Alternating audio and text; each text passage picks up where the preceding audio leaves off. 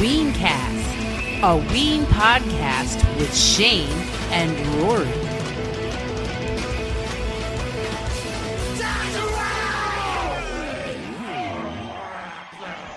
Hey, what's up? This is Shane. And this is Rory. And this is Weencast. And we welcome you to a new episode. Yes, welcome. I'd say good evening, except today we were recording during the day. Yeah, it's a beautiful day today. It's cold, but it's beautiful. The sun is shining. We hope that wherever you are, it's the same. We were very pleased and honored to have another interview with this gentleman that we're going to get to in a minute.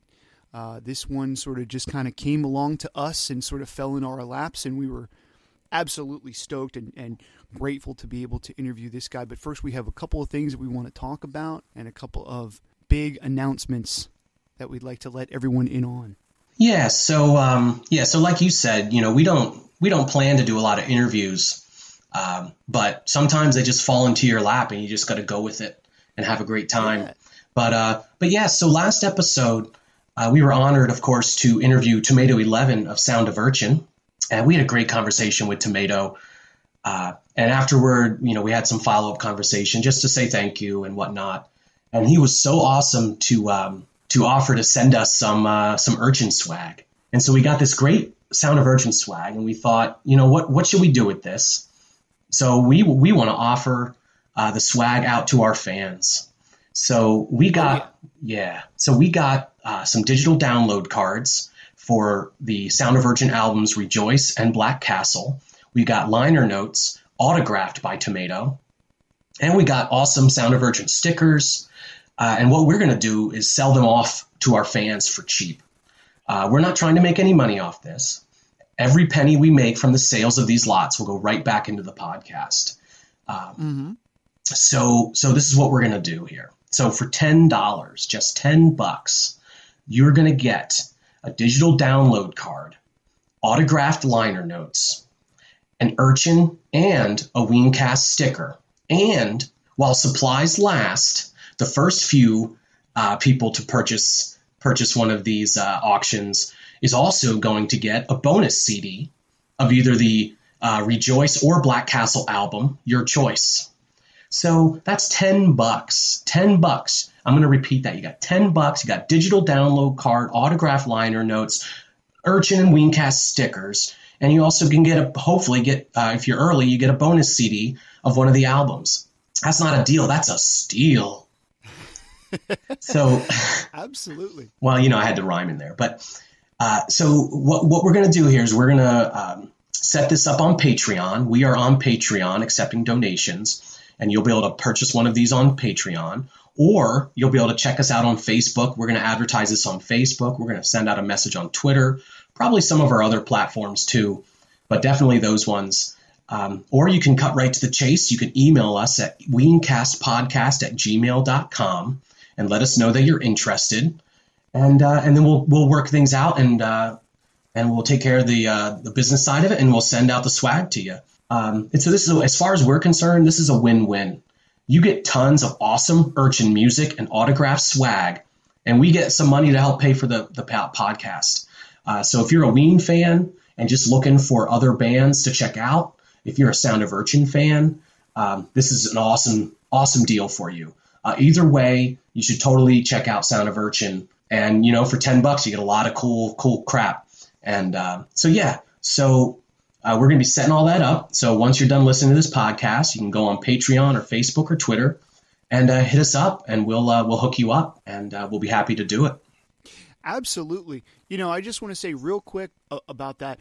It would be a great bargain if you're not a vinyl record collector, because these were really released as a vinyl record package, either Rejoice or Black Castle. So if you're just interested in the digital format of it, this is a great way to get it, and you're going to get all of the tracks. You're going to get all of the bonus tracks as well.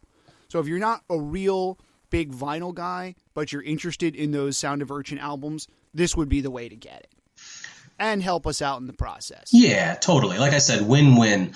And if you have questions, we're happy to give you more information if you email us. And when we put up our Facebook ad for this, we'll be showing pictures, and we'll be sure to provide more details if you're not exactly sure what songs are on the album or what the sticker looks like and things like that. So we'll definitely hook you up with any info you need. We'll make sure to have the complete list of all the tracks that you're going to get, which is tons of them on there. Yeah. So we also want to thank Tomato again for hooking us up. It was something that was his idea, and he kind of offered, and we were like, oh, absolutely. So he is the man, and we thank him again. Yeah, thank you, Tomato. And I want to say that I think it started, Shane, with in our last interview when you mentioned that he tried to turn you off from purchasing some of his earlier albums, like the early stuff. And so I think he felt bad about that, and he thought, you know what, I'll just hook them up with some cool swag. And then we kind of worked it out that we didn't want to make money off him. We didn't want to feel like we were using him. So we were like, you know what, let's just put this out to raise some money for the podcast. Absolutely. Also coming up in a few weeks, it's going to be here pretty soon, is the Philly Met Ween show. We will totally be there. Philly Met, so second anniversary. If anyone is planning on going, please, please, please let us know. Let us know who you are. We want to meet you. We want to hook you up with a sticker. I'm just going to have pockets full of our stickers and just hitting everyone up.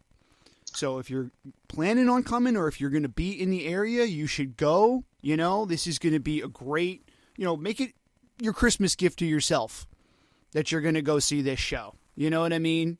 And let's get together and have a great time. Yeah, it's a beautiful old school theater. Yes, the Philly Met is an awesome old school theater, and beautiful, beautiful place to see a show. We went to the last one a year ago, December 14th, a year ago, and it was an amazing show.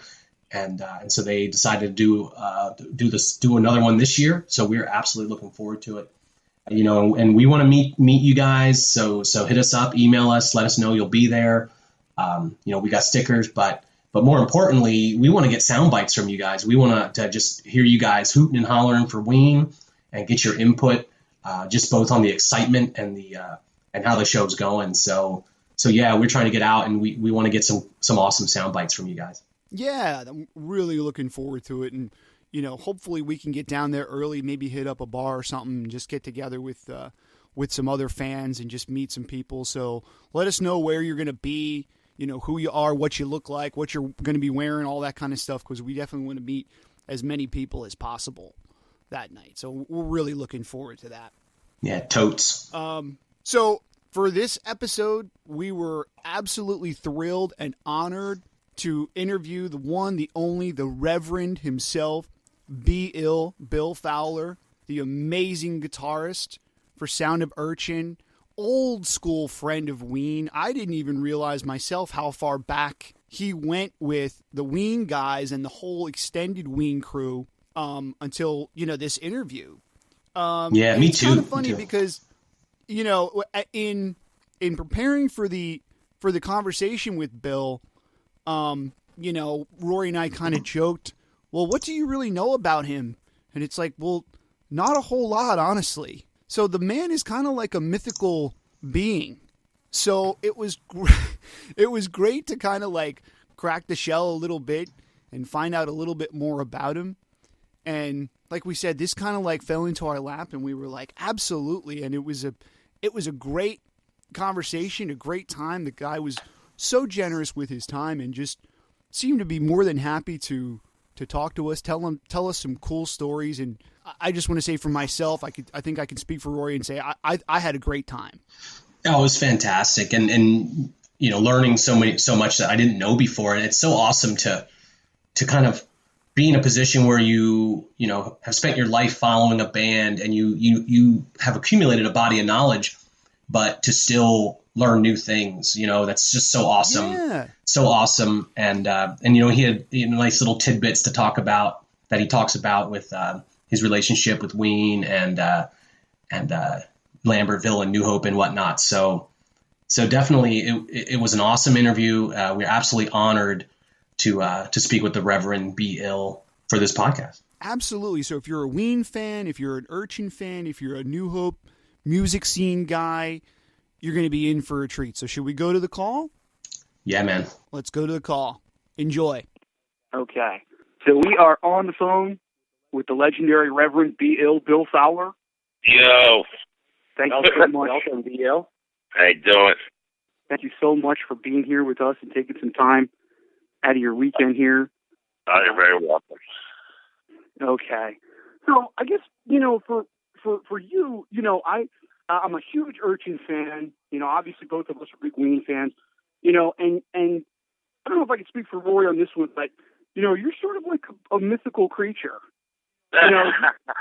You kind of have like a mysterious like aura about you, if I may. That is, go ahead, Roy. It's ironic because we obviously planned a little bit ahead of time for this, but the words I was going to use was mysterious and mystical. So we got mysterious, mystical, and mythical. So that wasn't planned either. So this is serendipity. That's funny. Very nice. It's almost like when you need like a guitar monster, just break out the Reverend. You know what I mean? That makes what he said. Oh, that's awesome. So if we could, let's just kind of go back to to the beginning of things. Where are you from originally? I was born in Trenton, New Jersey. Okay. And moved to Lambertville when I was really young, which is the town across the river from New Hope. And, okay, the Halloween scene in Lambertville. I know that there's some hardcore Halloween action going on in Lambertville.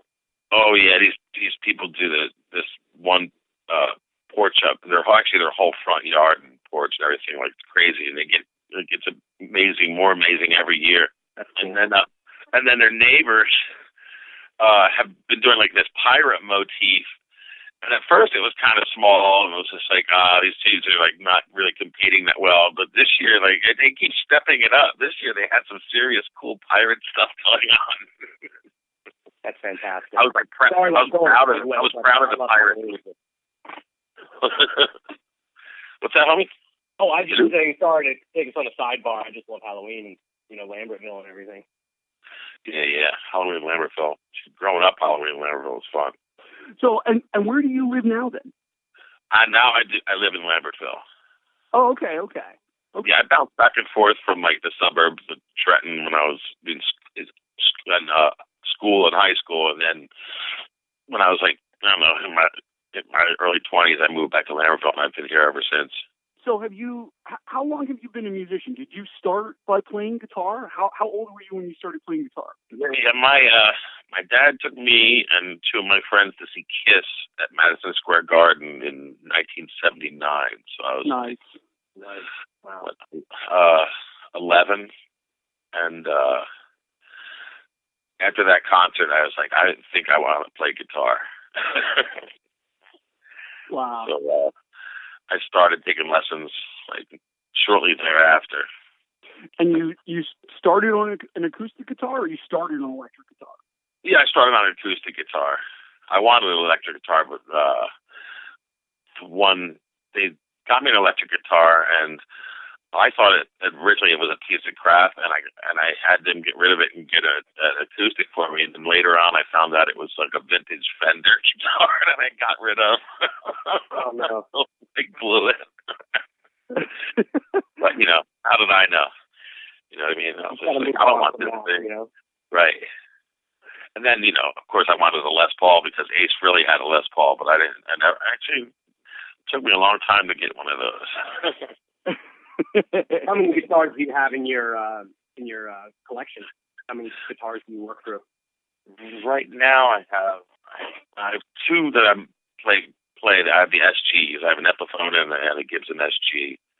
They're like they're complete they're almost the same guitar. It's weird, but and then I have two Stratocasters, Fender Stratocasters, which sit and collect dust. And then I have two acoustic guitars as well. That's funny that you say that, because I just turned 40 a couple weeks ago, and I've never been a guitar player. And my wife was kind of, like, what can I get him for his birthday? And she actually got me an Epiphone guitar. And I don't really know much about guitars, but it has the P90 pickups on it. Is that something? Yeah. Okay. Yeah, Epiphone is made by Gibson, or they were. Or Gibson doesn't exist anymore, so probably Epiphone is its own company now. But they're pretty good guitars. I bought mine just to beat around because I didn't want to bring my Gibson everywhere. Right. And it turned out to be a really, really good guitar. So you wind up playing the Epiphone more than like your Strat? Yeah. Well, unfortunately, American Airlines broke my Gibson, so it's been being repaired for a while now. Almost. Did it break the neck, or what happened to the guitar? Yeah, that snapped the headstock right off of it. Oh man, what a drag!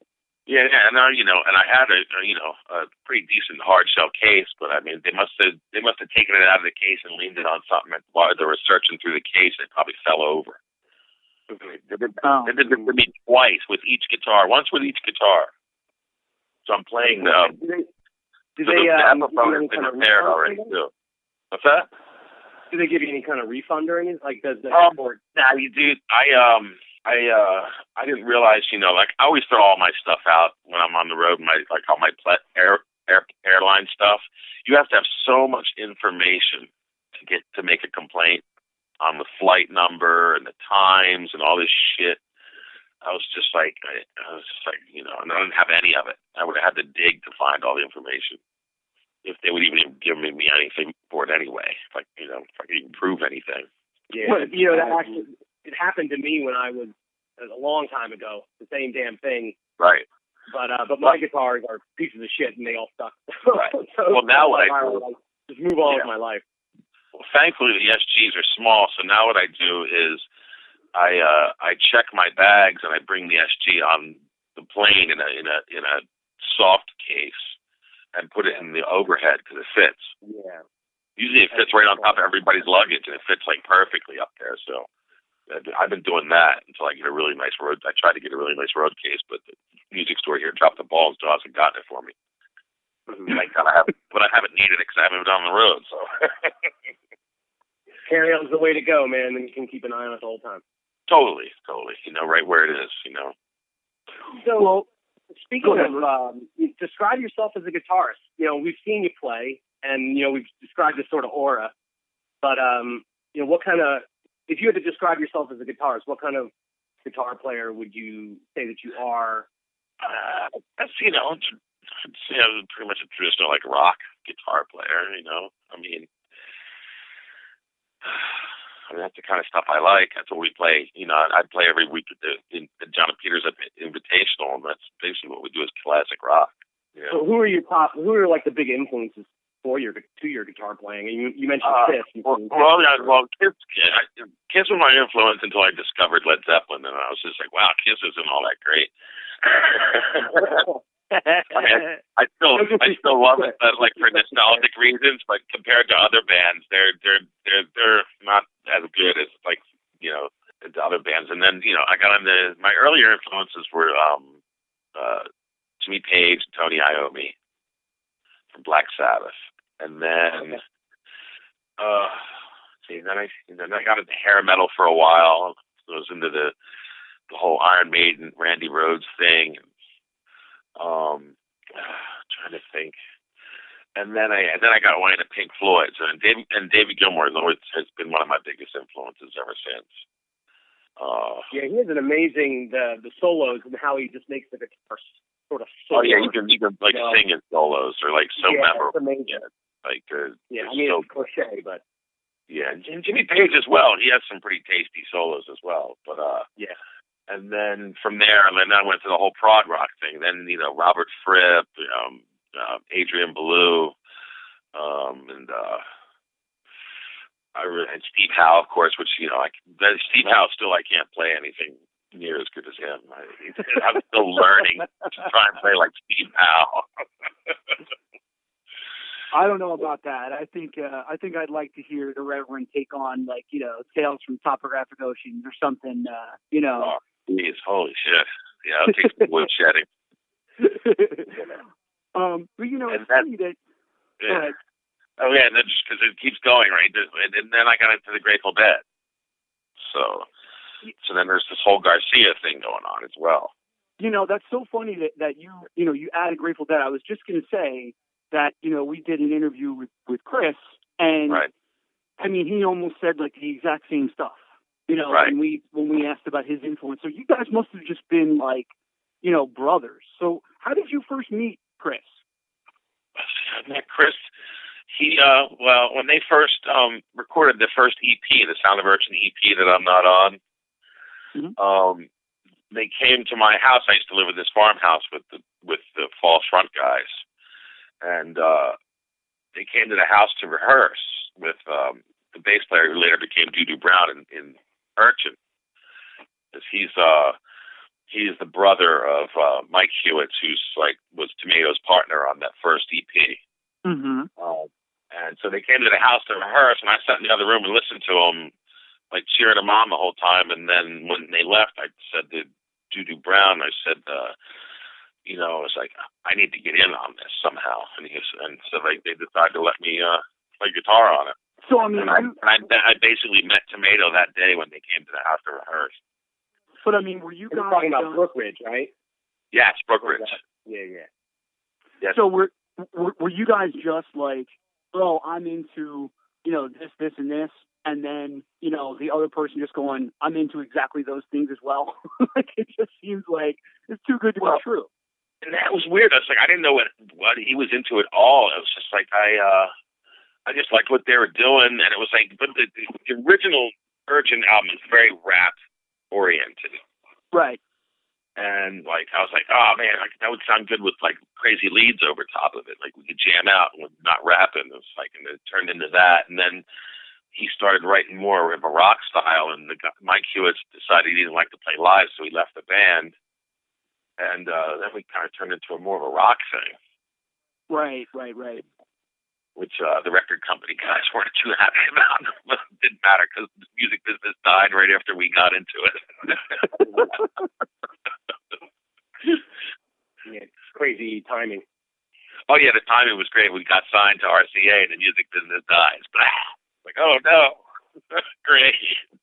But you could take they treated us really good, though. I got to say, RCA was really good to us as a band.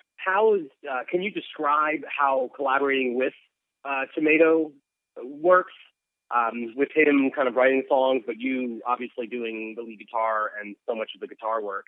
Yeah. Well, how does that relationship, like collaboration, work? He pretty much writes everything, like guitar, bass, drums, keyboard lines, like the whole thing. And sometimes he'll just put a solo section on there, like a rhythm section with like a scratch lead over it. And then there's some songs, like he'll play a lead that's so tasty that I'll just mimic the whole thing almost, because it's just like he comes up with some tasty leads. Like there's a few of them that are I just copied the whole thing entirely. Like in what song is it? Killers, Vampire Killers.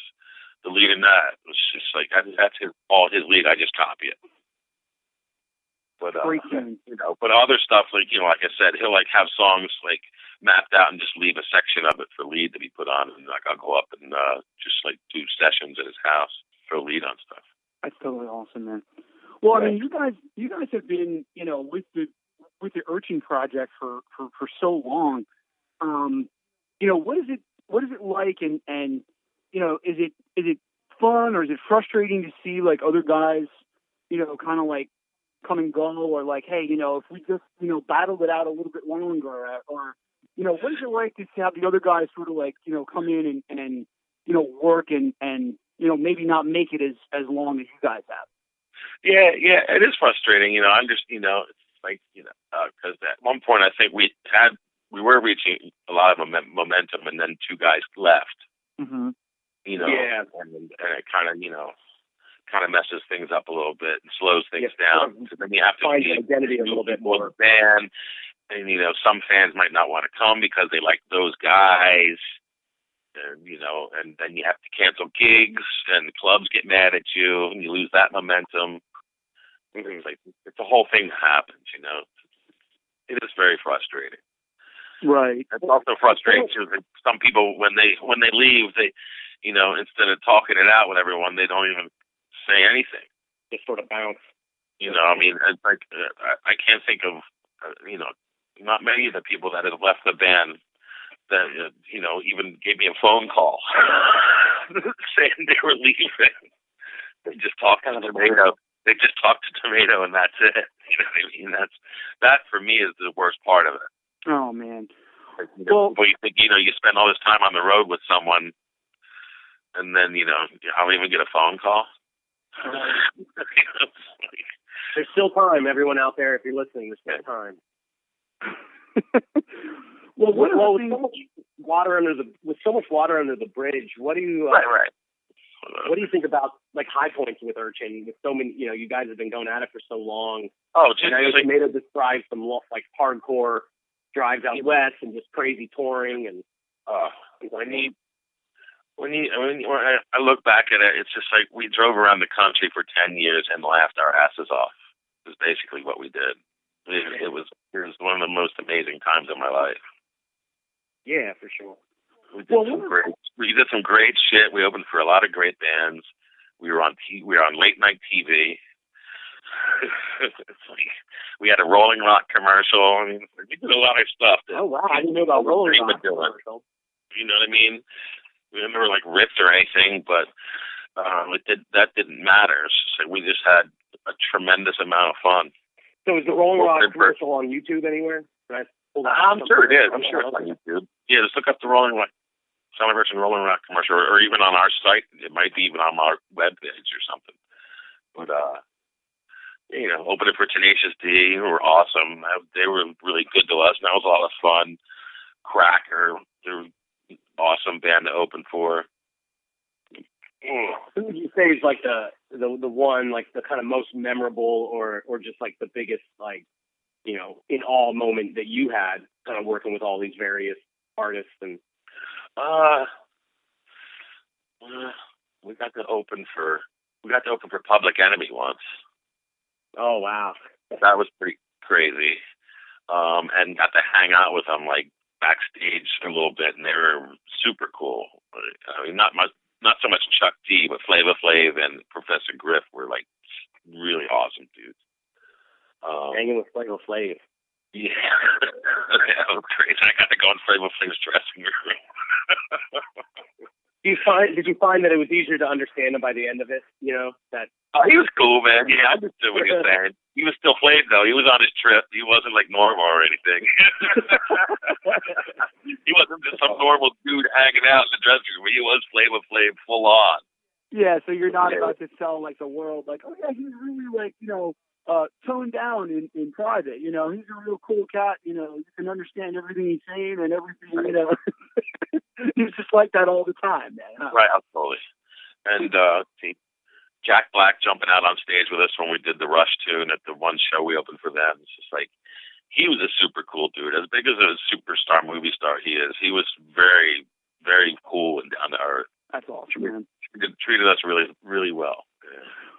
Well, one of the things that Chris had talked about a lot when describing like the Urchin years was putting in a lot of like the work. And it's fun and building this thing, but it takes a lot of work. And do you guys? We practiced we rehearsed our asses off.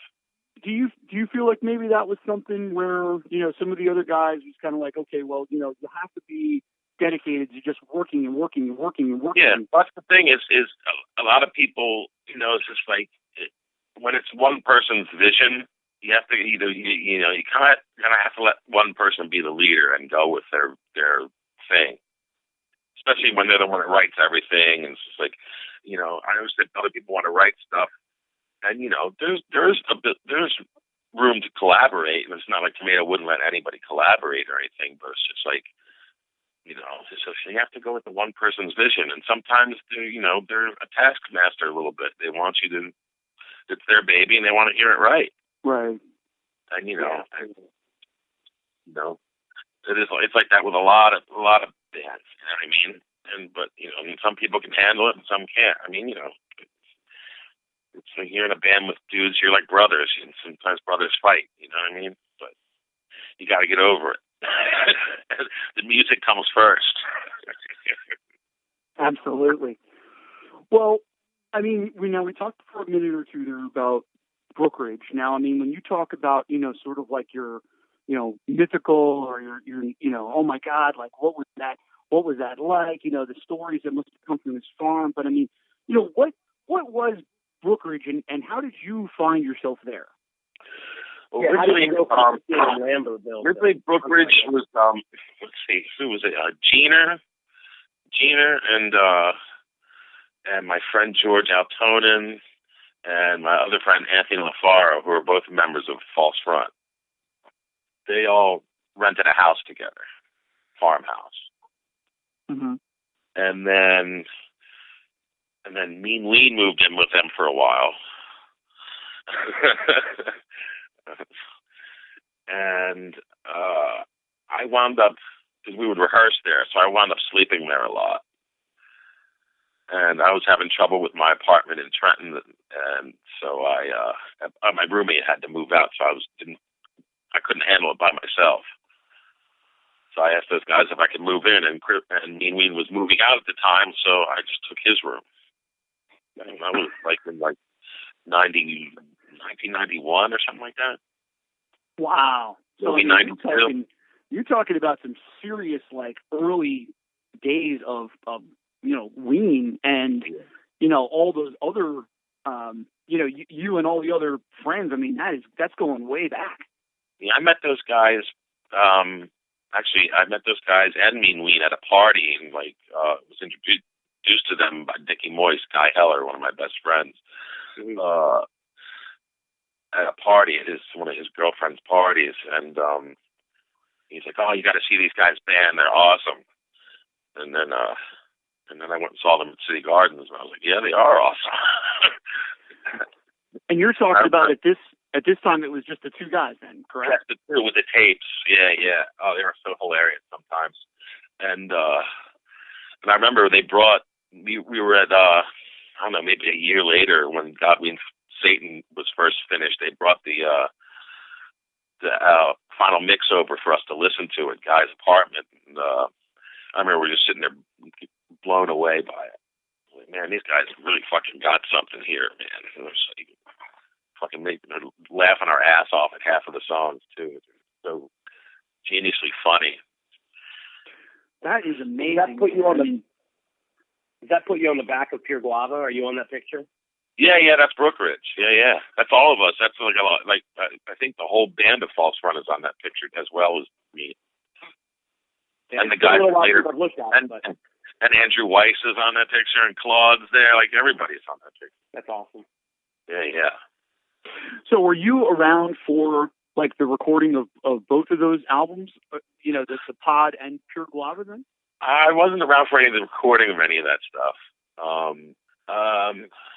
I was any stuff that I was present for any recordings of were stuff that they involved me in.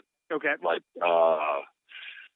Polka Dot Tail and let's see, that's one I can think of. Polka Dot Tail I was involved in, and Sky Cruiser, the single. Well, you know, we had gotten some inside information from Fred that we need to ask you about the story of Sky Cruiser. That was the one thing that he told us. Because I kind of did that behind your back. I'm sorry. I asked. I don't care. You know, what research, bro. It's all good. What do we absolutely need to ask Bill about? And that was his first and only answer. Nice. Was, for anybody that doesn't know, I mean, Sky Cruiser is basically a B-side to, I think it was from like the Pure Guava era, if I'm not mistaken. It was like an Australian only release.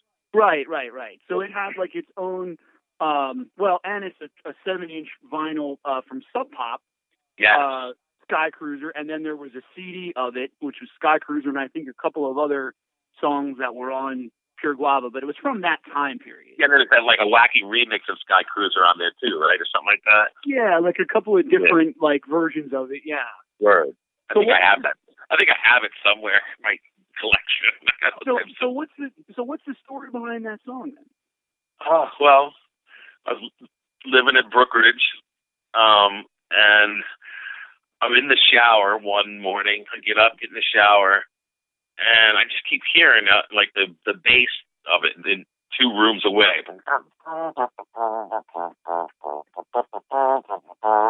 Over and over again. I'm like, what is that? I'm in the shower. What the fuck is that?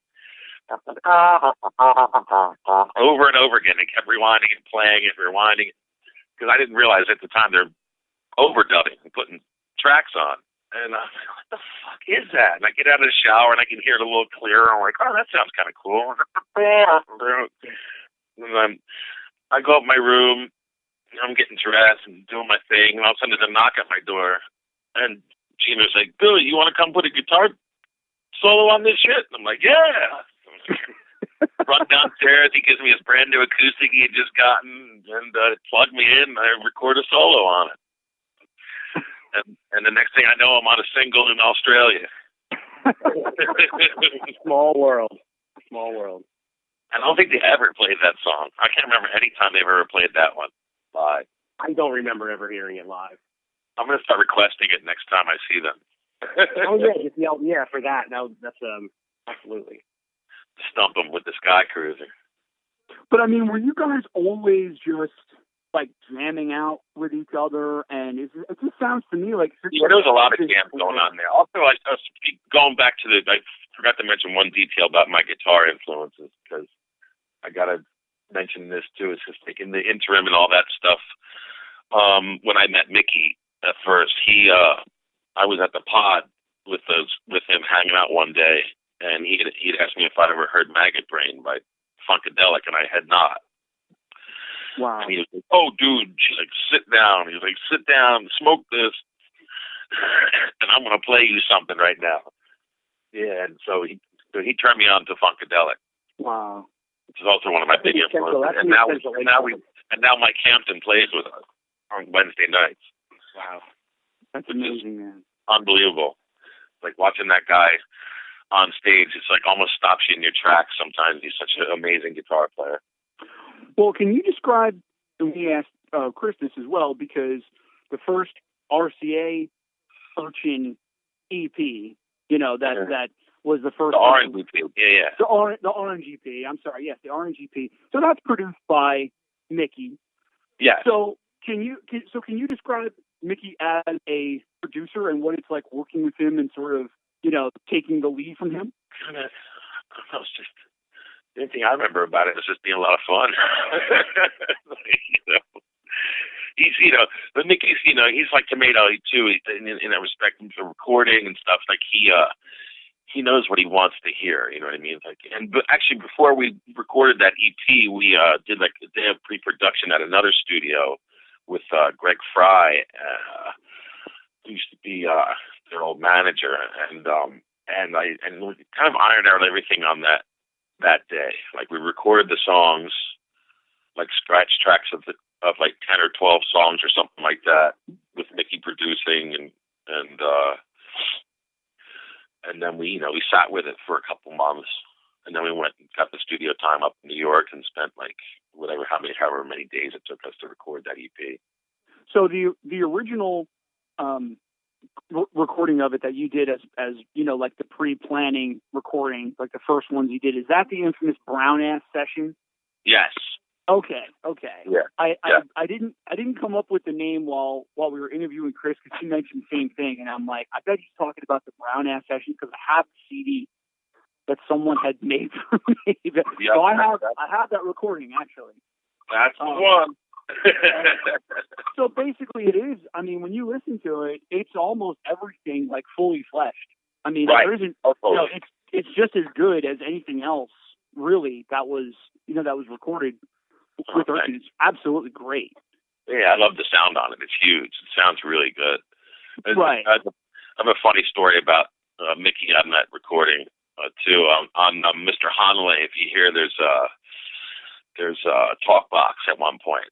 And he set up the talk box thing, and I was going to record it, and Mickey was like, he's like, hold on, man. He's like, my mouth's been on that hose for so many years. You don't want to put your mouth on that.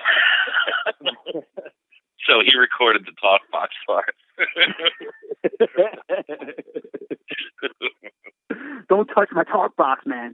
He's like, that thing's been in my mouth for so many years. He's like, for my gig case, he's like, you don't want to put your mouth on there, man. Scott's not going to cover that. Well, you know what, and I didn't plan on talking about this obviously, but since you talk about the talk box, like how does that work exactly? Not to get too off topic or anything, but like basically, how do you make that work? In the old days, what you used to do was take a cone speaker and attach a hose to it, right? And then you would route it off of your amplifier or whatever, and so that the sound coming out of that speaker just only goes into the hose. Okay. And then you put the hose up next to the microphone, and when you put the hose in your mouth, the sound comes out of your mouth. And then however you move your mouth, it's like a wah-wah pedal. Wah-wah-wah-wah. You know what I mean? Like, fucking butt out, wow, wow. You know, that shit. Joe Wall did. Yeah. So it's really nothing that's actually like connected to your guitar then? No. But now they have units now. It's just like a box with a hose, and basically what happens is it cancels it. It shuts the amp off and just runs the amp sound through that box, then back through the hose. Okay. So you don't have to have the weird cone assemblage thing that you used to. It's like now it's all like a little self-contained unit, like an effect pedal. Yeah, that's what I was going to say. Is that, back in the day, it seemed kind of rickety. Like, yeah. You can buy. They have all kinds of weird ones now that you can buy, like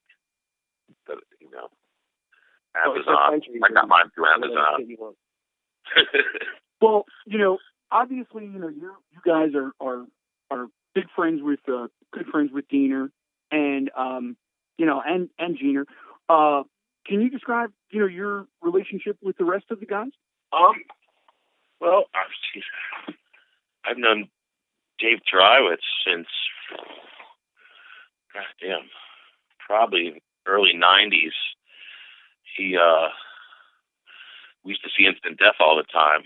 Awesome. I'm a huge fan of Instant Death, so knew this guy well. He's always up for whenever I shout his name at a concert, he's always smiles.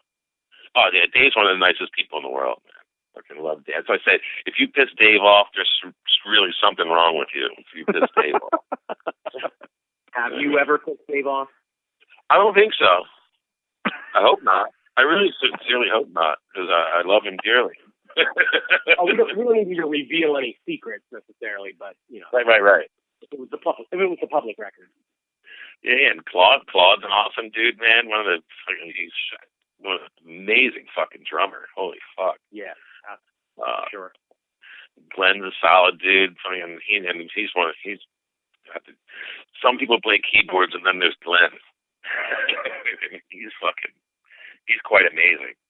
I remember he came on stage one night at the Invitational, and I was just like, oh, shit, what songs do we know? And I was just like, what am I saying that for? Glenn can play anything. And then I stopped worrying. And then hopefully it worked out well. Yeah. Well, let's talk a little bit more about the Invitational. So you've been mentioning a few different people going. What's it like being at the Invitational? Do you get there? How often do you get there? And I'm there every week. Like I'm the singer now. Oh, great. So I pretty much we take roll call at the beginning of the week to see who's going to show up. And then, we'll throw out a bunch of ideas of songs that we might want to do, and then we'll go there and throw it down. But yeah, I sing most of the stuff now. Well, how did this idea come about, and how long? It's been a few years now that it's been going on. Yeah, well, when the first used to go on, I was like, I didn't used to play. I used to just go there and watch sometimes, and then one Monday, Mickey called me, and he's like, Billy, I'm hosting the Invitational this week. I need your help. He's like, I want you to come out. So I went out. We had a really great time, and then we just kept doing it. It just kept building and building and building and building. And turned out that, as I like to sing, and we didn't have much, a lot of male singers there, so I just kind of started taking over in that respect, and it's been pretty awesome. And those guys can play anything. Like, we have they're amazing musicians that played on Wednesday night. And then on top of it, sometimes Diener shows up, and then sometimes most of the time Michael Hampton from Parliament, Defunct's there. It's like, we got some heavy hitters, man. That's amazing. Well, and how, like, I remember, I guess it was shortly after it started, you know, following Diener on Facebook or whatever, and him basically saying, like, okay, you know, like, just make sure you're able to, like, keep up in general with, like, everyone else. Kind of like, okay, you have to be, like, a, you know, musician, like, enough.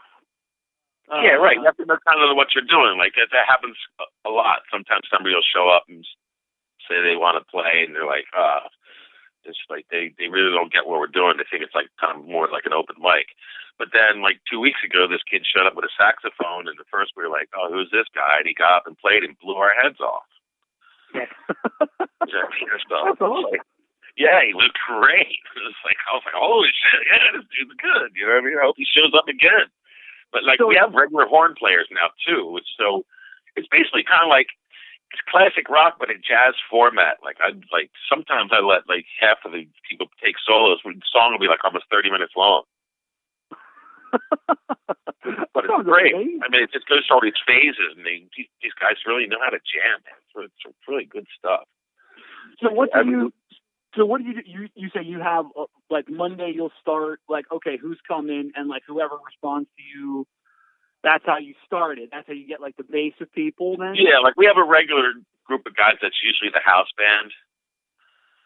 So I'll you know, we'll send out a group text to those main like 8 people. Mm-hmm. And then, you know, and then usually, you know, if somebody can't make it, like if a drummer or a bass player can't make it, then we'll have to call somebody else. But usually we have like 6 guitar players. Everybody wants to. You gotta have so many people.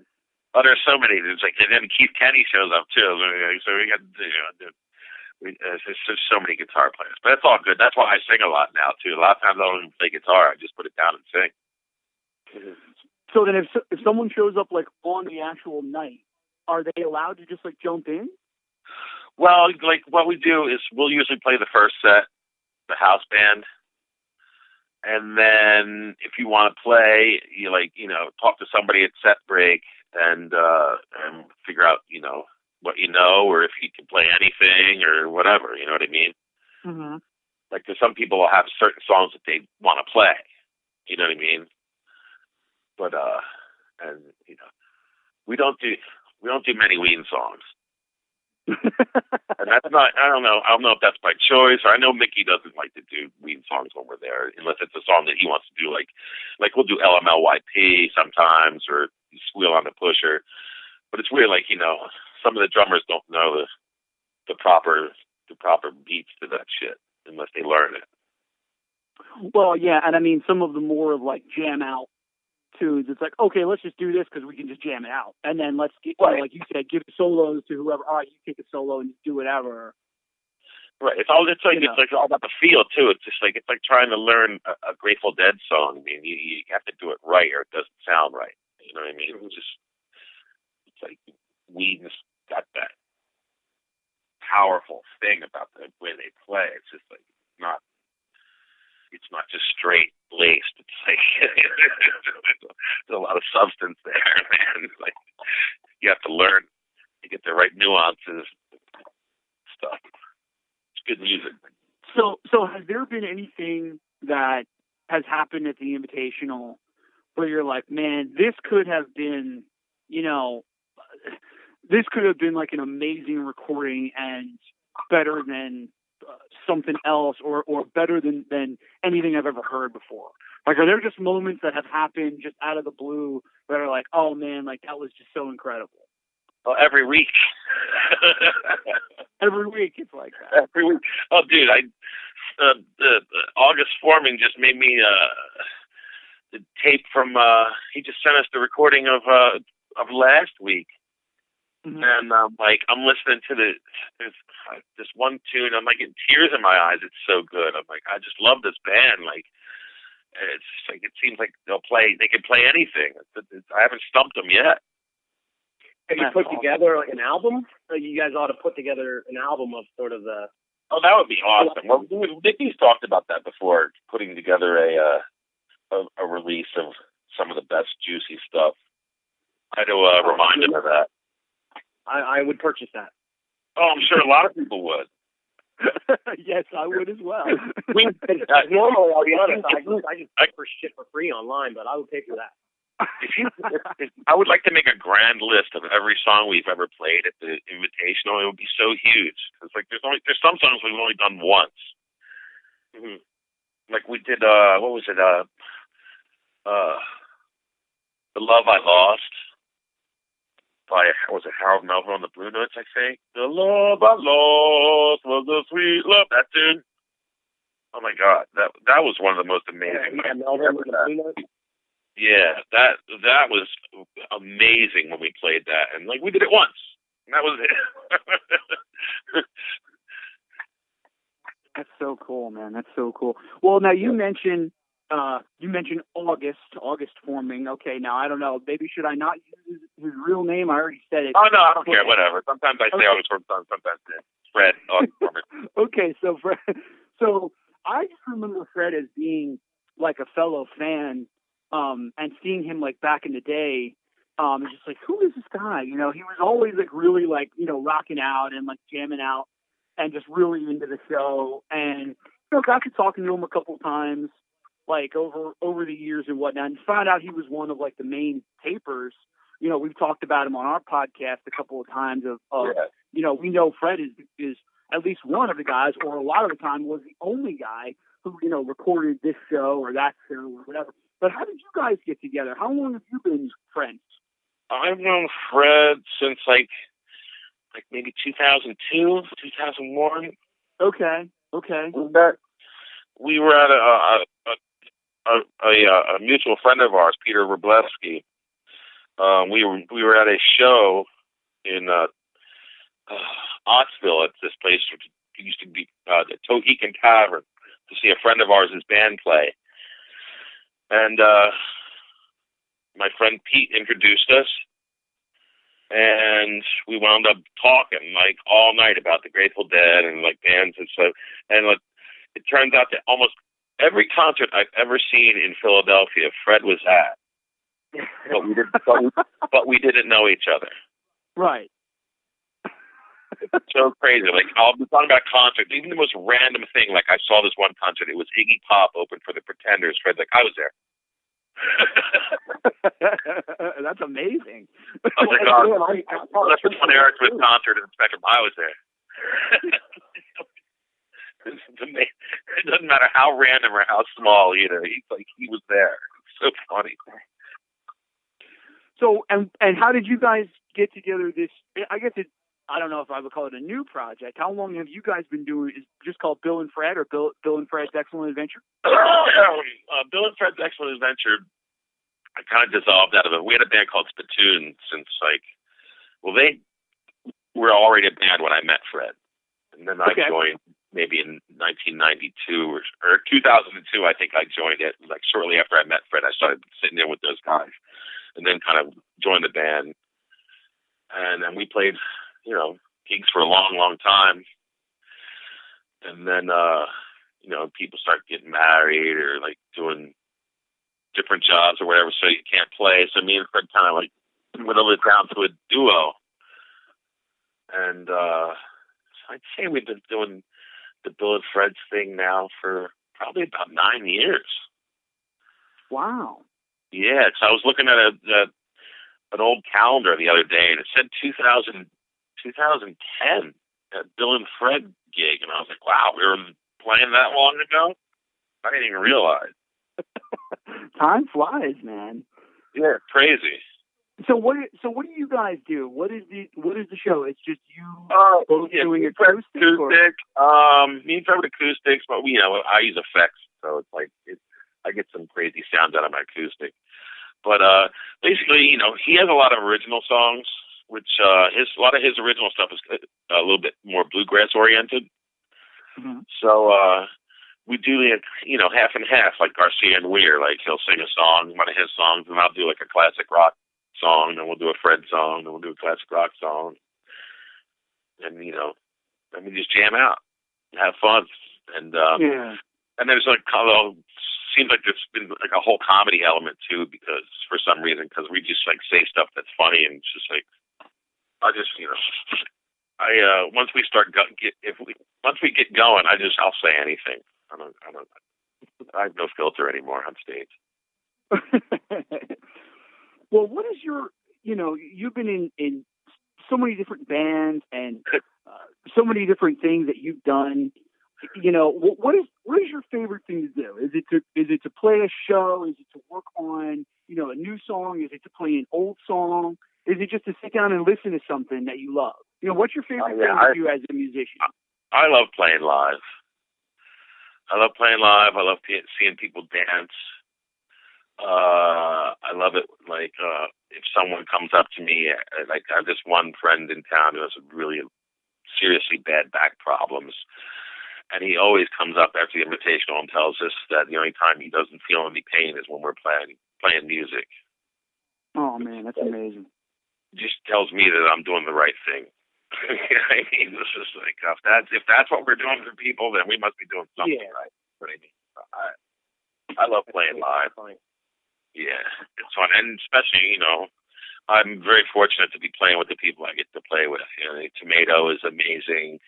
The guys in Urchin, Brian Ellingham and Matt Holloman, they're both amazing guys. I get to play with Mickey all the time. It's like he's one of the greatest people on the planet, I think. And he's also an awesome guitar player.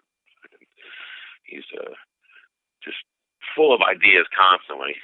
It's like, we go to the studio and hang out and like just to watch TV, and all of a sudden we're recording a new song. You know what I mean? It happens more often than not, which is awesome. Yeah.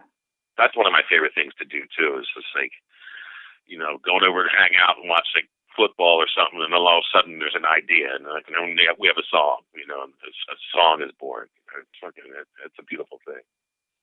Well, can you tell us a little bit about Mickey's new studio? I guess it's a few years old now, but so this is where you guys basically just hang and just record whatever you want?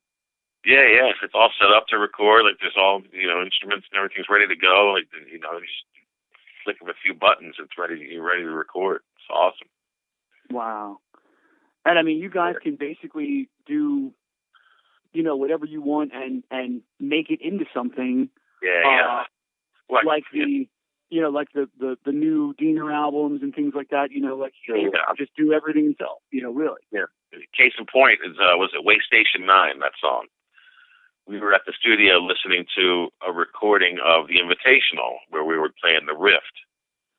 And Mickey recited the lyrics to Way Station 9 over the riff. And he was like, "Oh, what was that?" And he rewound it and listened to it. And he wrote it down. And he was just like, "I got an idea." And he shut off the recording. And it's like, we just started recording and turned into Way Station 9. So there's just always new shit just coming out of the ether, basically. Just, whatever happens, and it just, presents itself to the universe. Yeah. He's like Mozart. You know what I mean? He's like, and it's fantastic that you, to be able to record at a moment's notice, right? I know that. I would love to have that capability in my house, Yeah.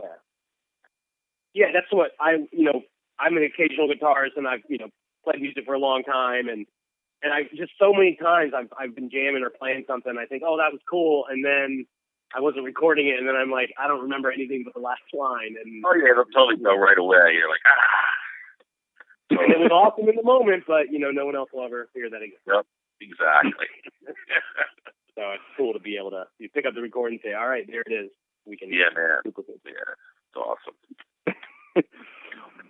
Well, I guess we'll sort of like wrap things up, but we had asked Chris this as well, and I know he's a little bit more involved in like the production end of like the Urchin stuff, and has a good take on the recording industry, or whatever you want to call it. And I know this is a broad question or a broad statement, but where do you see the state of music today?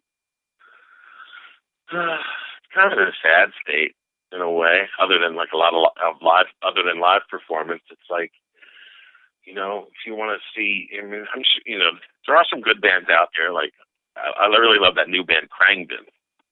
I don't know if you've heard of them. Krangden? Yeah, it's like KHRUANGBIN.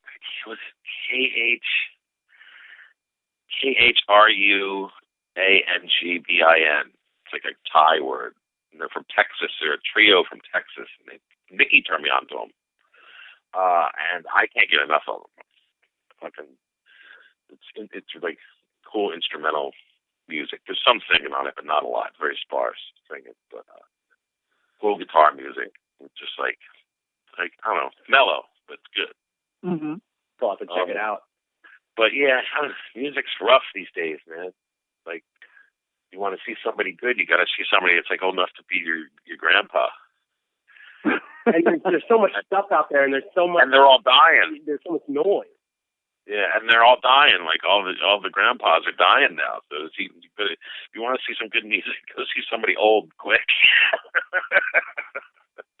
Well, you know, it's kind of true. It's like, you know, you have like the people from our you know, yesteryear who made it big because that was what was, you know, you could do that back in, you know, the 70s and 80s and you know, 90s. You know, the cream rose to the top, and all the guys who were, you know, worth the damn and were really you know, putting in the effort and whatnot, they were able to, you know, make it.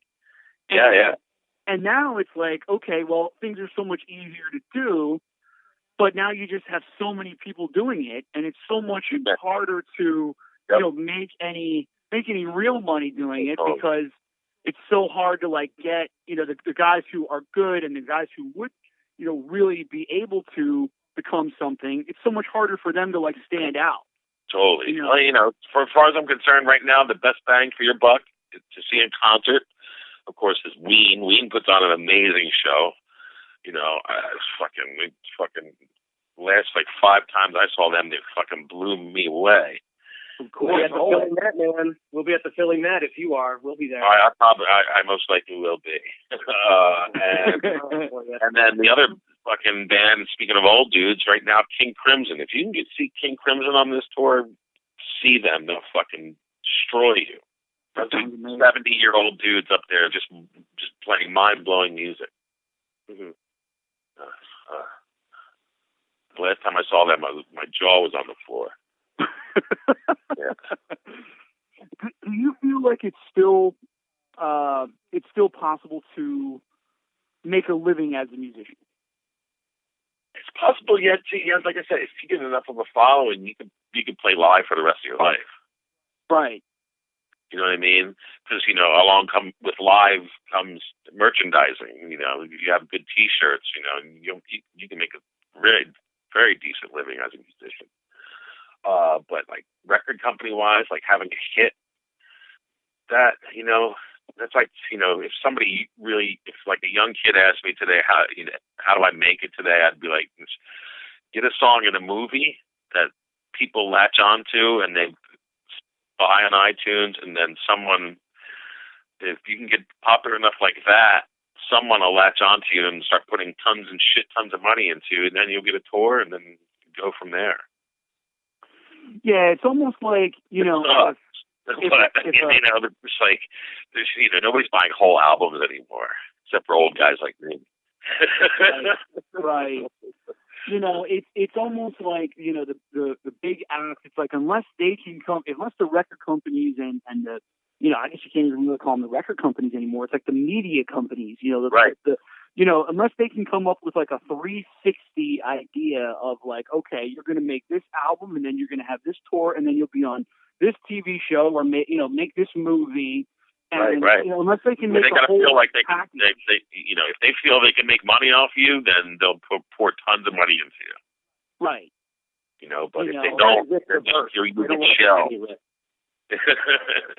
You know, it just seems, you know, like I guess it's depressing. You really shouldn't even, you know, talk about it. Right. But you know, on the other hand, you know, if you have someone that's willing to press the records and to distribute them for you and help you out in that respect, it's always nice to have a product on hand and something out. You know what I mean?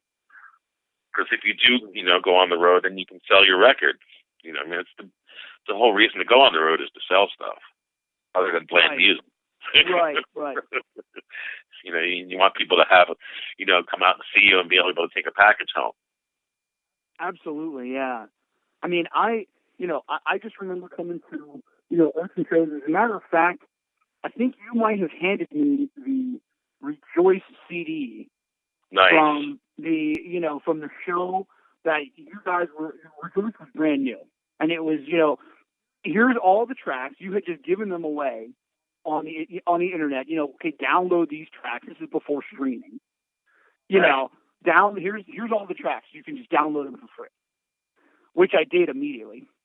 And then saw you guys maybe like a week later or a few days later, and you had just given me the CD. Like, here, and just having those songs to listen to right after seeing them live and kind of, hearing them a little bit before that was just like, oh my God, this is amazing. And these guys are, incredible. And I mean, we both just want to say thank you for everything, man. Oh, right on, man. Thank you. Yeah, absolutely. Got it. Rory, unless you have something else. Nah, man, Rev, I so appreciate you coming on, and it's been awesome chatting with you and getting your side of things and your insight. And nice. My pleasure, man. Yeah, thank you enough. Right on, my pleasure. Had a good time. We'd love to do this again sometime. We said the same thing to Chris. If there's a story that we miss or something that comes up that we got to talk to the Rev about this. Word. Yeah. If you ever want any myth dispelled, give me a call. So the legend. I've been around those guys a long time, man. the legend, the myth. The creature himself, the monster, Reverend Beal. Thank you so much for everything, man. Oh, you got it, man. My pleasure. So we hope to catch you sometime soon. Cool. Yeah, dude. Hope maybe if I catch a glimpse of you at the Philly Met, hopefully I can thank you in person. But right on, man. I most likely will be there. Sounds awesome. Looking forward to it, man. All right, brother. All right, man. Well, take care of yourself. You too, man. Talk to you soon. Thanks, dude. Later. You got it. Peace. Wow, what a great conversation. We want to thank Bill again for spending so much time with us. He was just super great, and what a real thrill for us, really, to talk to both Chris and Bill about their experiences with Urchin and being part of the Ween family and community. What a couple of absolutely great guys. Remember, if you want to get some sweet Urchin swag that was donated on behalf of the podcast by Tomato, hit us up. You're going to help the podcast and get some great Urchin music in the process. Hit us up on Patreon, patreon.com/Weencastpodcast, or send us an email, weencastpodcast@gmail.com. Hit us up on Twitter, @Weencastpodcast, or hit us up on Facebook. We have a Facebook page and a Facebook group. Join the group and invite your friends. Everyone is welcome to join. Hit us up at the Philly Met. We are going to be at the Philly Met show on December 14th, and we want to see you there. We want to hook you up with a sticker. We want to meet you. We want to say what's up. Have a great time. Maybe even buy you a drink or two. And until next time, practice your thumbs up. Thanks, everybody.